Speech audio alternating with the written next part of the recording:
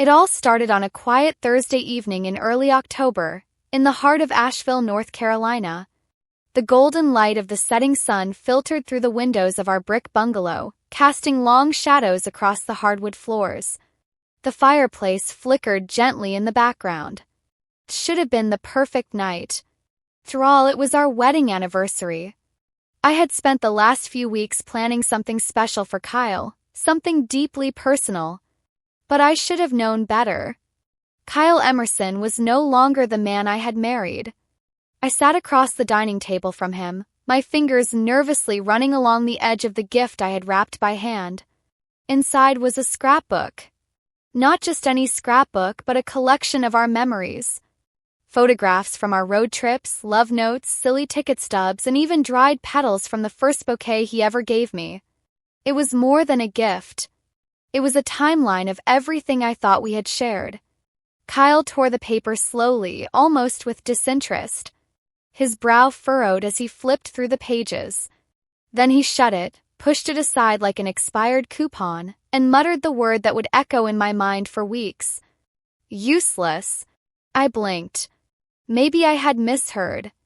What did you say? He looked up at me, not with anger, but with something worse. Indifference. This is the best you could come up with? Pictures and glue? It is sentimental garbage, Rachel. You really thought this was thoughtful? My breath caught in my throat. I had stayed up past midnight for weeks, cutting and gluing, remembering every moment we had shared. I had even written a letter on the last page, one I never thought he would ignore. I thought it would mean something to you. He scoffed. What we had used to mean something. But now? I am tired of playing pretend. I need someone who adds value to my life, not someone who wastes it trying to be cute. My heart pounded in my chest. Kyle, what are you saying? He stood, arms crossed over his chest, that cold smile he had perfected over the years now sharp enough to cut. I am leaving. Her name is Sierra. She is 23 and she knows how to have fun. She does not make scrapbooks. She makes me feel alive. I stared at him, trying to process the words. The room felt colder suddenly, the fireplace offering no comfort. But instead of crying, something inside me shifted. I laughed. Not bitterly. Not brokenly. But honestly. 'Cause in that moment I realized he had no idea what he was walking away from. He narrowed his eyes. What is so funny? I stood slowly, walked over to the scrapbook and flipped to the back page. Tucked into a hidden envelope was a folded piece of paper. I held it up. This is the deed to the lake house I bought 2 months ago. I was going to surprise you tonight. I thought it could be a new start for us. But now it looks like Sierra will not be enjoying that view, will she? Kyle froze. His jaw slackened. You bought a house? I smiled sweetly. Yes. With my own savings. While you were too busy texting Sierra, I was building something real. Place for peace. For us. Or at least that was the plan. He tried to speak, but the words did not come. His face twisted into something between guilt and panic. It was the first time I had seen him speechless in years. You do not get to enjoy what you never valued, I whispered, slipping the deed into my bag. I packed that night in silence. A few essentials, my laptop, and the letter I had written to him for our anniversary. I placed it on the kitchen table beneath his untouched wine glass. I did not know if he would read it. I did not care. As I stepped outside, the chill of autumn kissed my cheeks. I did not cry. I did not scream. I just drove away, the mountains rising in the distance like guardians watching over me. I knew exactly where I was going. And I knew who I was leaving behind. The firelight in our home would soon go out. But somewhere deep in the woods by the lake's edge, another light was waiting to be lit. My light. The tires crunched softly over the gravel driveway as I pulled up to Nina Cole's cottage on the east side of Asheville. Her porch light was already on, and the scent of burning cedar drifted through the cool air. I had not called ahead. I had not even texted. But Nina always knew when I needed her. That was the kind of friend she was. The moment she opened the door and saw my face, her expression shifted from curious to furious. "What did that bastard do this time?" she asked, not wasting a breath on hello. "Can I come in?" I asked, my voice steady but low. "Of course," she said, stepping aside. "Kitchen or couch?" "Kitchen," I replied without hesitation, knowing full well what that meant. A bottle of wine was already in her hand before I even sat down.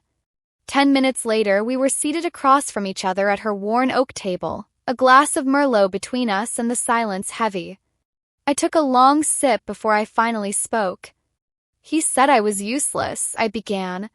"Tossed the scrapbook aside like trash. Then told me he was leaving for a 23-year-old named Sierra."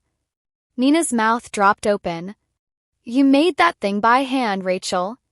I watched you cut every picture, write every note. You stayed up for days. He said it was embarrassing. Sentimental garbage." Nina's eyes darkened. "That man has no soul."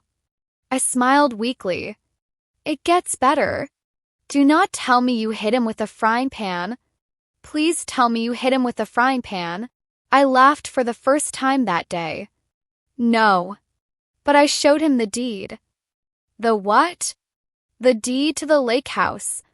The one I bought in secret for our anniversary. It was supposed to be a surprise." He was stunned. "Finally shut up for once." Nina stared at me, then slowly broke into a grin. "You legend. He cheated, insulted you, and you left him with a house he cannot even touch. That is poetic." It did not feel poetic at the time. Just sad. "Sad for him," she corrected. "You? You just took back your life." We sat in silence for a while, the wine easing the knots in my chest. Her kitchen smelled like cinnamon and warm bread. Safe. Familiar. "You are staying here tonight," she declared, already pulling out the spare sheets from the hall closet. "I am not letting you sleep alone with that kind of heartache." No arguments. I nodded. The exhaustion hit me all at once. I curled up on her living room couch beneath a knitted blanket that smelled like lavender and old stories. Nina sat across the room in her armchair, thumbing through a book, but her eyes flicked toward me every so often. As I stared at the ceiling, the silence settled like snowfall. I was numb. But beneath that numbness, there was something new. Quiet space slowly opening. Question I had not dared to ask in years. Who was I without Kyle? The morning sun was soft and golden when I awoke, filtered through Nina's sheer curtains. I could hear her humming from the kitchen. The scent of coffee drifted in like a promise. "You are up," she said brightly, handing me a mug before I could even sit up properly. "My phone's been buzzing like crazy," I muttered, glancing toward my bag. "Do not check it yet," she warned. "Give yourself a morning without him in your head." I hesitated, then obeyed. I sipped the coffee instead, letting it ground me. But a part of me was curious. After all, Kyle never liked being ignored. Later that afternoon, I finally gave in and checked my phone. 13 missed calls. 9 messages. They started out demanding, then pleading, then passive-aggressively blaming me. "You are overreacting. We need to talk. You cannot just walk out like that." It was laughable. He had walked out first. He just expected me to stand still when he did. I read every message, then locked the phone again. I had nothing to say. Not now. Maybe not ever. By early evening, I had returned to my house to grab a few more things.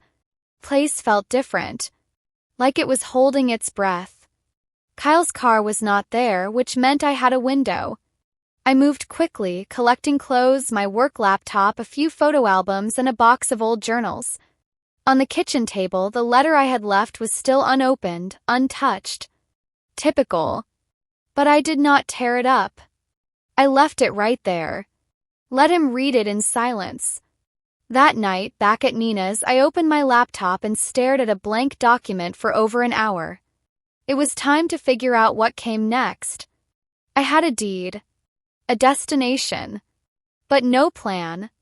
And still, something inside me whispered, "You do not need a plan yet. Just a first step." A new life does not come with instructions, only courage. And I was finally ready to find out what mine looked like. 2 days after leaving Kyle, I stood at the edge of the lake, the deed in my hand and the key to my own future clutched tightly in my coat pocket. The trees around me had turned into flames, reds, golds, and deep oranges, like the whole mountain was cheering me on. This was the first time I had laid eyes on the lake house since I signed the final papers. I had seen photos, of course, done virtual tours, but standing there now, breathing in the cold October air, it felt real in a way nothing else had for a long time. Cabin was tucked between two slopes, overlooking a glassy lake that reflected the sky like a secret. It was modest but sturdy. 2 stories, a wide porch, big windows that framed the water like paintings.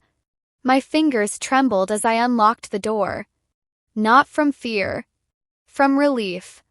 Inside it was bare bones, unfurnished, save for a few essentials I had moved in early. Some books, a mattress, a table, and an armchair I found at a thrift shop downtown.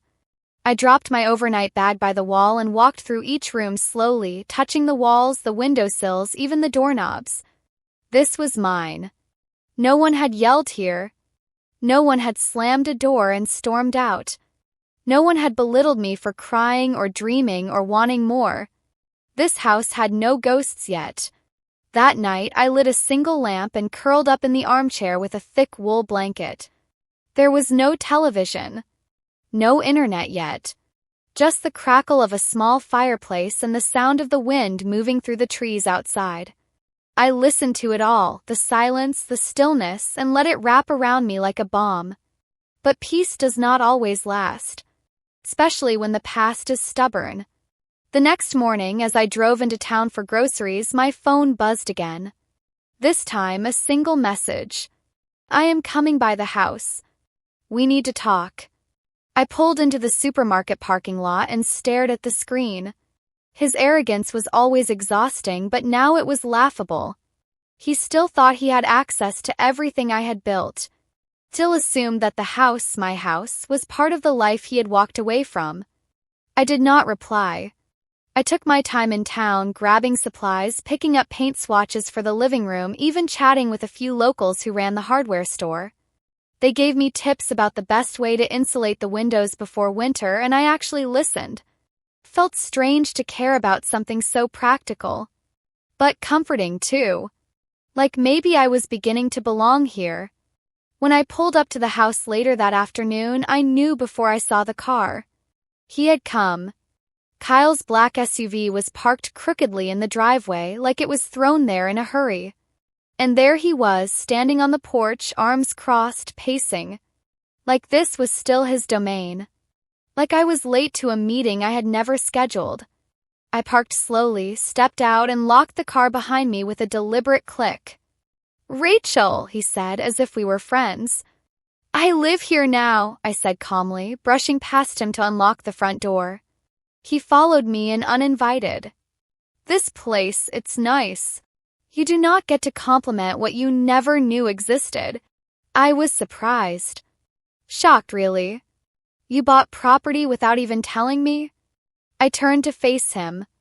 "You told me last week you were leaving me for Sierra. You want to talk about secrets?" He flinched slightly but recovered fast. "That was a mistake. I was emotional. You blindsided me with that scrapbook and—" "Stop," I said. My voice was firm, quiet, but it sliced through his performance like a blade. "You left. You said I was nothing. You do not get to backpedal because things are not working out with her." He stepped closer. "Rachel, I miss you." "No. You miss control." He fell silent, jaw twitching. Then his voice dropped, laced with sarcasm. "So this is it? You are just going to hide out here and pretend none of it happened?" I crossed my arms. I am not hiding. I am rebuilding. He scoffed. Rebuilding what? A life alone? Yes, I said. Alone if I have to. But free. And that's worth more than anything I had with you. He looked around, eyes scanning the space he thought he could still claim. You think I'm just going to walk away and let you keep this? I smiled faintly. I don't think. I know. 'Cause the papers are filed. And the deed has my name. You never even saw the closing contract, did you? You were too busy texting your new girlfriend. He stared at me, stunned. You should go, I said, before I call the sheriff and let him know a trespasser showed up. Kyle's mask finally cracked. He grabbed his keys off the table, his knuckles white with rage. You are going to regret this. Maybe, I said softly. But at least I will not regret staying with someone who saw me as less than I am. He slammed the door as he left. But the house did not shake. The windows did not rattle. Nothing fell off the walls. 'Cause this house was mine. And it was built to weather storms much worse than him. That evening, after Kyle drove off, I sat on the floor of the living room with a mug of tea cradled in both hands. The wind outside picked up, brushing the trees against the windows like quiet reminders that I was alone. But it did not feel like loneliness. It felt like quiet. And after years with Kyle Emerson, silence had become the most precious sound I knew. I lit a few candles, not for light, but for warmth. Emotional warmth. Kind that reminds you are alive, not just surviving. I flipped through a book I had been meaning to read for years. One Kyle had once called a waste of time because it was not about profits or property. That was always his measurement for value. Could it be sold, leveraged, admired? Peace could not be monetized. So he never saw it coming. Around midnight, I stepped out onto the porch. The lake shimmered in the moonlight, calm and reflective, like it had been waiting for someone to just look. I breathed it in. This place. This life. Not a backup plan. Not a rebound. My own beginning. But even in peace, old memories slip through the cracks. There were nights, so many of them, when I would lie awake listening to Kyle's footsteps downstairs, waiting for the sound of the door slamming or the sharp click of his laptop. Nights when silence meant something was wrong. Nights when I braced myself for the storm. But here there was no storm. There was no tension woven into the walls. There were only stars above and trees swaying gently, and the sound of a woman finally breathing without fear. The next morning, Nina called. I do not care how far the drive is, she said. I am coming over. I am bringing coffee, pastries, and that ridiculous magazine you love. You do not have to. Rachel, it is not a question. I am your emergency contact now, remember? 3 hours later, she pulled up in her small red hatchback, climbed out with a bag of croissants in one hand and a fuzzy blanket in the other. This place is magic, she said the moment she stepped inside. I think it's trying to teach me who I really am. We spent the afternoon rearranging furniture, choosing paint colors, and laughing over things that once felt too heavy to speak out loud. I told her about Kyle's visit, how he tried to reclaim something he never helped build. She rolled her eyes so hard I thought they might stay that way. He always hated anything he could not control, she said. And now you are the one thing he can't get his hands on. That night after she left, I walked through the house slowly, room by room, touching the walls like a blessing. I was here. I was alive. I was choosing every inch of this space. And then I saw it, his name on my phone again. A voicemail this time. I hesitated. Then I played it. Rachel. I messed up. Sierra's gone. She laughed at me. Said I threw away the best thing I ever had. Maybe she's right. I miss you. I miss what we had. Can we at least talk? The silence after his voice was long and heavy. I deleted it. There would be no more conversations. The man who used to occupy every corner of my thoughts now lived in a deleted file. Over the next week, I stayed busy. I painted the kitchen a soft sage green. I found antique furniture in town. I started keeping a journal, something I had not done since college. I wrote about the way the lake looked at sunrise, about the feeling of waking up without dread, about freedom that did not come from escape, but from reclaiming what was mine. And then something unexpected happened. An email from a client I used to consult with before Kyle convinced me to step back. "Hey Rachel, heard you're available again. Want to grab coffee and talk projects?" Caught me off guard. But it made my heart race, not with fear but possibility. Work. A future. Not something filtered through Kyle's shadow. Something that belonged to me. I replied yes. Then I stood by the lake that night and whispered a thank you into the wind. Not to him. To myself. For leaving when it mattered most. For letting the nights become mine again. The morning of the meeting arrived with a light drizzle that made the mountain air feel fresh and new. I stood in front of the mirror in the lake house's modest bathroom, brushing my hair slowly. No pressure. No one hovering behind me, adjusting my collar or critiquing my posture. Just me. And the quiet hum of my own heartbeat reminding me I had already done the hardest part, walking away. I chose a simple navy blouse and jeans, nothing flashy, just confident. Practical. Comfortable. I checked my email one more time before leaving. Another message from Kyle. I didn't open it. I didn't need to. By now I recognized the pattern: guilt, flattery, blame, desperation. Like a wheel spinning and hoping it would land on the version of me that would take him back. She no longer existed. Downtown Asheville bustled with weekend life. People strolled with coffee cups, shops had chalkboard signs outside offering pumpkin muffins and caramel cider.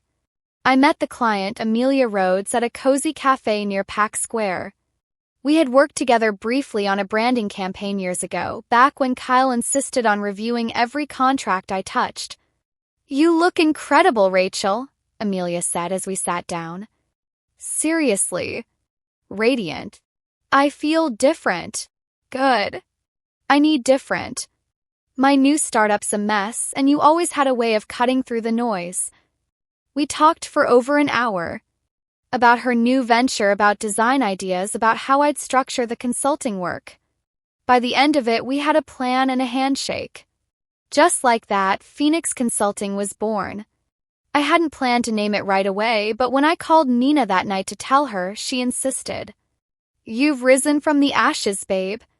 You might as well lean into the metaphor." "Phoenix Consulting," I repeated out loud, sitting at the lake house desk with a pen in hand. Felt right. The next few days were filled with work. I built the framework of the business, reached out to old contacts, designed a basic website. Felt like lighting a fire with my own hands. One small spark at a time. But Kyle wasn't done trying to blow smoke. He showed up again. This time unannounced. I had just returned from a client call in town, arms full of folders and notes, when I saw his SUV parked at the edge of the property. My heart didn't leap. My stomach didn't twist. I just sighed. I stepped out of the car, shut the door calmly, and faced him. "You need to leave, Kyle. Just hear me out." "No." He took a step closer, hands half raised like he was trying not to scare a wild animal. "Look, I was angry. I was stupid. Sierra was not what I thought. She made me feel good for a while, but it wasn't real." "You were real." "You don't get to decide when I'm real," I said. "I made a mistake, Rachel." "No, you made a choice. A mistake is forgetting an anniversary. A mistake is burning dinner. You chose to humiliate me. You chose to leave. And now that your fantasy collapsed, you want to come back? That's not regret. That's damage control." He was quiet for a long moment. "You think you can make it on your own?" I smiled. Not sweetly. Not kindly. The kind of smile that comes from a woman who knows the answer before it's asked. I already am. You can't keep shutting me out forever. Watch me, I said, and I walked past him into the house, shutting the door with a soft but final click. He didn't knock again. He sat in his car for several minutes. I watched from the window. Then he drove away. That night, I poured myself a glass of wine and opened my journal. I wrote everything down, not for proof, not for posterity, but for me. For the woman who used to be afraid of her own voice. Phoenix Consulting landed 2 more clients that week. I stayed busy with design proposals, project outlines, and invoicing systems. It was overwhelming at times, but it was mine. I was no longer waiting for someone to give me permission to shine. And every time the wind moved through the trees outside the lake house, I imagined it whispering the same thing. Keep going. The morning after Kyle's last visit, I changed the locks. I stood by the front door with the locksmith, watching as he removed the old brass hardware and replaced it with something sturdier, shinier, more secure. It was not just about keeping Kyle out. It was about finally sealing the door to the version of me who would have left it unlocked, just in case he decided to come back. When the locksmith handed me the new key, I felt something shift. Not just in the house. In me. The new lock clicked into place with the clean sound of finality. Nina arrived later that afternoon with a bag of groceries, a toolbox, and a fierce smile. Ready for phase 2 of your transformation? She asked, already kicking off her shoes at the door. Is this where we rip out the drywall and paint empowering quotes on the studs? She laughed. No, this is where we install curtain rods, fix that leaky tap in the laundry room, and maybe, just maybe, drink too much wine. The lake house came to life under Nina's hands. She was a whirlwind of competence, climbing ladders, screwing in brackets, humming to herself. I followed her lead, not out of obligation, but because I wanted to learn. I wanted to own every nail, every beam. Every inch of this place was becoming a part of my story. Later that night, we sat on the porch wrapped in throw blankets, watching the last pink streaks of sunset fade across the lake. You seem lighter, Nina said, sipping her wine. I feel lighter. Like I've been carrying him around in my bones for years, and now I'm putting him down. You didn't just put him down. You slammed the whole book shut and started writing a new one. I smiled, letting her words sink in. Phoenix Consulting was thriving faster than I had imagined. Word of mouth spread. Small businesses in town were reaching out. I even got a referral from Amelia for a larger project based in Charlotte. A year ago, Kyle would have insisted on overseeing every detail. Now I had no one to report to but myself. And it was terrifying. And thrilling. Then came the letter. It arrived in a plain envelope with no return address. Handwritten. His handwriting. I stared at it for a long time before opening it. Inside was a single page. Rachel, you probably won't read this, but I needed to try. I'm sorry. Not just for what I did, but for who I was. I took you for granted. I mocked what you loved. I controlled things because I didn't know how to love you without owning you. You were never the problem. I see that now. Sierra was a mirror, and I didn't like what I saw. You were the one with vision, with patience, with a soul. I wish I had seen it sooner. I wish I had deserved you. Kyle. I folded the letter slowly and placed it in the fireplace without reading it a second time. I didn't cry. I didn't shake. I watched the paper curl and blacken and vanish. Kyle's apology didn't undo anything. But it did confirm one thing: I had made the right choice. He finally saw who I was. And I was done waiting for his recognition. I spent the rest of the week planning a small gathering. Just a few friends. A soft launch party for Phoenix Consulting. Nina helped me hang string lights across the porch. We made playlists. I baked lemon bars and nearly set off the smoke alarm. It was imperfect and lovely in mine. The night of the gathering, people filled the lake house with laughter and music. Former colleagues, new clients, neighbors from town. They toasted to my new venture, complimented the view, and asked about the art on the walls, pieces I had chosen, not Kyle. Someone asked me how I managed to pull it all off after such a brutal split. I stopped trying to prove my worth to someone who was never going to see it, I said simply, and started proving it to myself. There were no fireworks that night. No grand declarations. Just a fire pit crackling, the soft hum of conversation, and the distant sound of water lapping against the dock. But it was everything. The woman Kyle thought would break had not only survived. She had built something unshakable. The invitation came on a Wednesday afternoon, tucked between 2 emails about branding revisions and a software update reminder. I nearly missed it. But once I opened the subject line, keynote speaker opportunity, Women in Business Summit, everything stopped. It was from a marketing director I had met years ago during a project that Kyle had nearly sabotaged. She had followed my new journey online, saw the growth of Phoenix Consulting, and wanted me to share my story. On stage. In front of hundreds. First, my stomach turned. Not because I lacked something to say, but because the last time I tried to speak in front of a room, Kyle had leaned over and whispered, "Try not to fumble this. You sound nervous when you ramble." That whisper used to live in my spine, rattling every time I raised my voice. But now I printed out the invite, pinned it to the bulletin board above my desk, and wrote back. I'd be honored. I told Nina over dinner that night. "You're going to be brilliant," she said without hesitation. "Tell it exactly like it is. Let your truth be the loudest voice in the room." I spent the next 2 weeks preparing. Not polishing every word to perfection, not rehearsing a script until it was flawless, but crafting something honest. Raw. Real. I didn't want to give a performance. I wanted to give permission. To every woman who had ever been silenced, sidelined, or told to sit down and smile. The day of the summit arrived with a brisk wind and clear skies. I drove to the venue just outside downtown Charlotte, my notes tucked into a leather folder, a simple necklace around my neck, and confidence threaded quietly into every step. Backstage, I could hear the hum of the audience. Muffled laughter. The occasional clink of glass.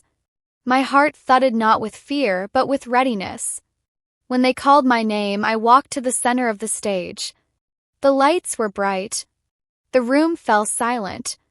"My name is Rachel Bennett," I began, "and not too long ago I was building a life I thought would last forever with a man who once told me that everything I loved was useless."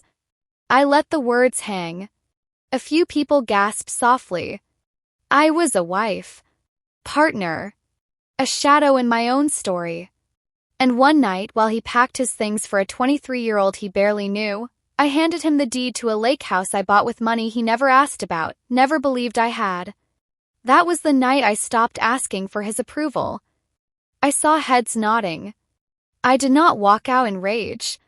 I walked out in clarity. I built a consulting business from the ground up. I changed the locks on my life. And now I am here to tell you that it is never too late to rewrite your name on the door. Applause came in waves. Not roaring, but steady. Like something real had landed in the room. Afterward, people approached me, women with tears in their eyes, men with respectful nods, strangers who said my story made them feel seen. And then, as I was gathering my things backstage, a text buzzed through. From Kyle. Saw the video. You looked strong. I mean that. I stared at the screen for a moment, then powered off the phone and slipped it into my bag. He didn't matter. His words didn't matter. What mattered was the woman standing under stage lights, speaking her truth without flinching. Later that night, I returned to the lake house and stood on the porch as the sky turned navy and the trees whispered around me. The stars blinked gently above, and I breathed it in. This life, this version of me, this chapter 1 had written without anyone's permission. Nina called just before midnight. You did it, didn't you? I smiled. I did. And I think I've only just begun. We stayed on the phone, talking and laughing like girls at a sleepover, not two grown women who had been hardened by betrayal. 'Cause sometimes survival turns into celebration. And the silence that used to haunt me? It was now filled with my voice, cooing proud and finally free. A week after the conference, I received a package at the lake house. There was no return label, just my name in familiar handwriting. It was Kyle's, of course. I recognized the way he looped the R, the slight tilt of each letter like they were leaning toward an apology. I stared at the box for a long time, unsure if I even wanted to open it. Eventually I did. Inside was a collection of items, small, seemingly insignificant things, but all pulled from our old life. A watch I had given him one Christmas, scratched and unpolished. Copy of my favorite poetry book that had gone missing. A silk scarf he had always insisted looked too mature. And at the bottom, a note. Didn't feel right keeping these. I know they meant more to you than they ever did to me. Thought you should have them. There was no signature. I didn't cry. I didn't feel rage. I simply packed the items back into the box, walked them out to the dock, and stood by the edge of the water. Poetry book I kept. The rest I let go. One by one, I dropped them into the donation bin in town the next morning.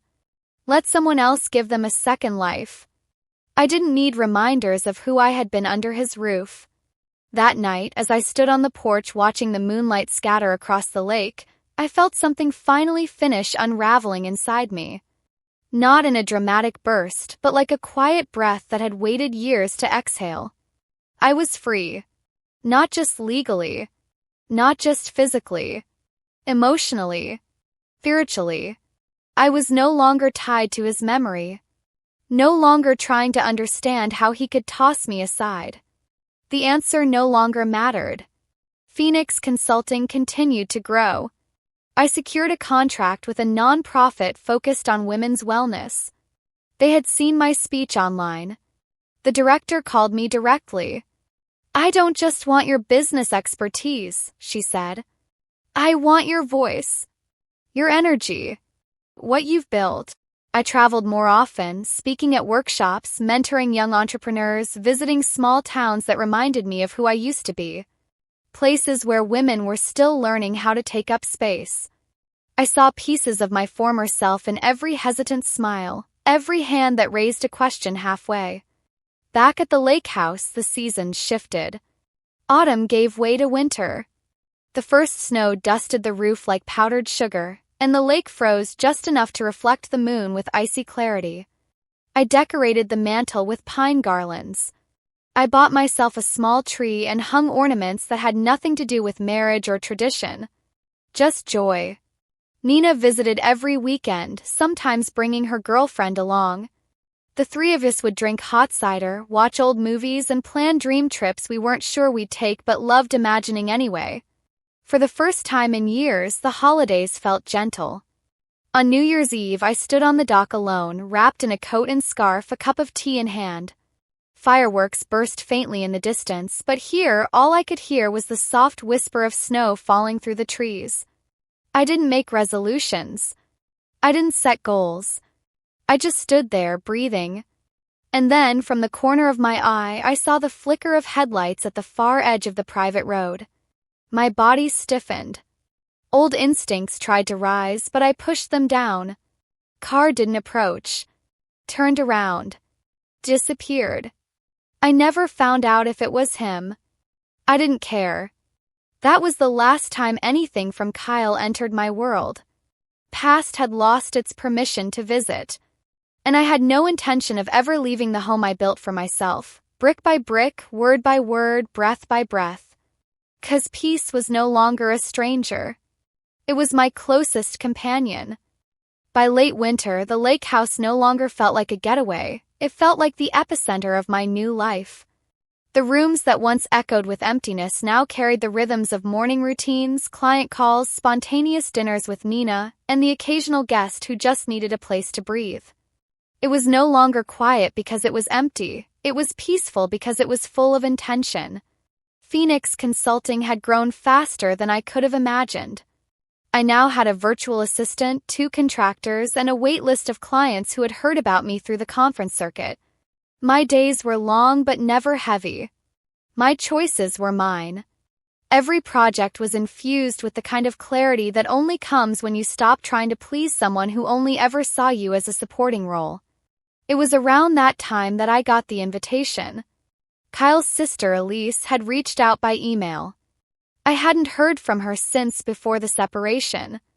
We'd been friendly once, had wine together after family dinners, shared long glances across the table when Kyle said something arrogant. She had never taken sides publicly. But now her message was cautious. I know this is probably strange, but I wanted to tell you that Kyle's moving. He's selling the old house. Leaving town. Thought you might want to know. I stared at the screen for a long moment. He was leaving Asheville. The house we once shared would belong to someone else. Kitchen table where I'd left my final letter. The hallway where I used to stand silently, waiting to be acknowledged. The bedroom where I once curled up small so he wouldn't notice my tears. Someone else would fill that space now. Not me. I replied simply. Thank you, Elise. Wishing you well. And that was it. No emotional outpouring. No need to revisit what had already been released. That chapter quite literally had a buyer. A week later, I drove into town to sign a lease on a small studio space for Phoenix Consulting. It wasn't because the lake house wasn't enough, it was. But I wanted a space where I could mentor young women, host workshops, collaborate. A place in the heart of Asheville that said, I'm here and I'm building something that lasts. The studio had big windows that looked out onto a cobblestone street. I set up a long oak table in the center of the room, surrounded by mismatched chairs I found at a thrift market. On the wall, I hung the very first logo I had sketched for Phoenix Consulting, framed like a reminder of where it all began. I invited Nina over to see the space. She walked in, turned in a full circle and grinned. You realize, she said, you're becoming one of those women we used to envy from afar. I hope not. Then at least you become the kind of woman you would have admired back then. That night, we toasted in the empty studio with takeout and paper cups. We danced a little, laughed a lot. And somewhere in the middle of all of it, I felt a deep stillness inside me.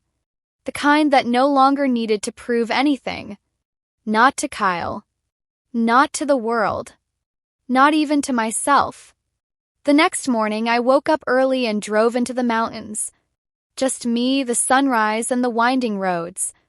I parked at an overlook I'd passed a dozen times but never stopped to see. The wind was crisp, biting at my cheeks, but the view took my breath away.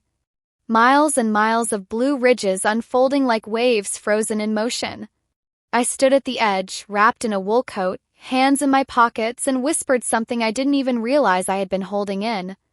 Goodbye. Not as a plea. Not as a cry. Just a release. Goodbye to the house I left. The voice that tried to shrink me. The version of myself who waited, hoped, and bent too far. I did not look back. Not once. 'Cause this time the future wasn't something I was chasing. It was something I had already caught. Spring came slowly to the Blue Ridge Mountains, but when it did, it arrived like a promise. The air warmed.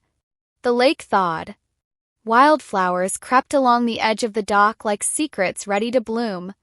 Trees surrounding the lake house turned a richer green each morning, and so did I. On the first morning of April, I stood barefoot in the kitchen, slicing strawberries for breakfast, when I paused. The sunlight had spilled across the floorboards, glowing in golden patches beneath my feet. Music played softly in the background, piano jazz, something Kyle used to call filler noise. Now it was the sound of my home. And just like that, I realized I was happy. Not in a dramatic fireworks kind of way. In a still, quiet, fully rooted kind of way. The business was steady. My schedule was mine. My life was mine. And my voice, once cracked and cautious, was now strong and sure. Phoenix Consulting had just signed a contract with a regional arts foundation.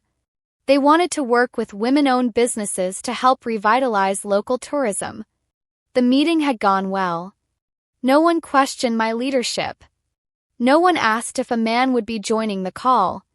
I had been speaking more often, too. Not just at conferences but in classrooms.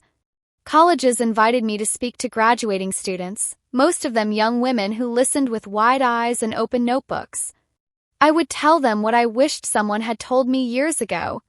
Your life is not something you earn by pleasing others. Something you build by believing yourself. The lake house was no longer a sanctuary. It was a monument. To growth. To freedom.